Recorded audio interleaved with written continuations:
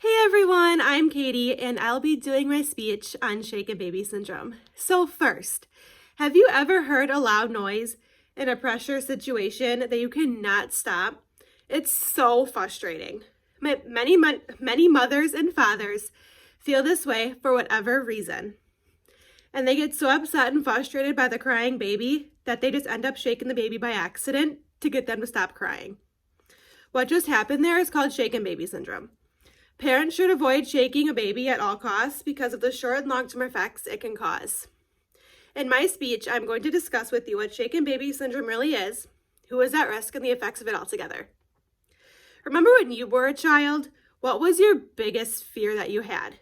We always have that one fear that makes our heart beat so fast, you almost burst out of your own chest. That one fear that made your whole body start shaking to the point where you could not take it anymore. Now, imagine living like that every single day of your life. Think of the child and their biggest fear and whether or not someone is going to hurt them or make them starve to death. Shaken baby syndrome can be committed in so many different ways, and the impact it has on the victim is very serious, and it will affect them for the rest of their lives. The main points I will cover with you today is what shaken baby syndrome is and the most common types of it. So next, what is shaken baby syndrome? It is, or another name for it is abusive head trauma. It's a form of child abuse. This kind of abuse involves shaking a baby hard from their shoulders, arms, or their legs, which can cause severe and lifelong damage to the baby from the Center of Disease Control. Some examples are failing to take them to the emergency room, not giving them the right foods or care that the child needs. Physical abuse of shaken baby syndrome is the injury that ranges from punching, kicking, beating, biting, or burning the child. There is a book that I remember that is called Because I Remember Terror, Father, I Remember You. And this book is based off of a true story of a child who was physically abused and neglected by her own father. Sexual abuse of shaken baby syndrome is the use of a child for sexual gratification of an adult. It can be in other ways, like forcing them to watch inappropriate sexual videos.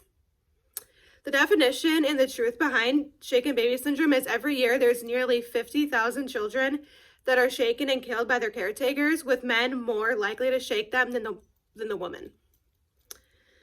Shaken baby syndrome is definitely not an accident.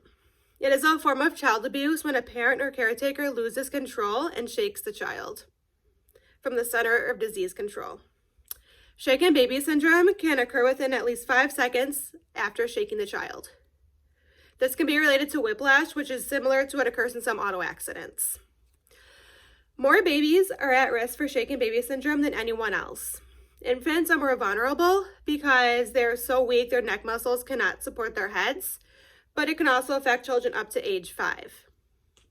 More risk factors are colicky babies, premature babies, low birth weight, and special needs children. Many parents are at risk of shaking their child without even knowing it, from shaken baby syndrome mechanisms. And finally, shaken baby syndrome is a deadly intentional injury that can lead to adverse health outcomes of a child. In shaken baby syndrome, an injury occurs when a child is violently moved or shaken. The diagnosis of shaken baby syndrome is complicated and it requires proper medical history. All the babies cry in their childhood, so the parents need to be calm and treat their children accordingly. Thank you.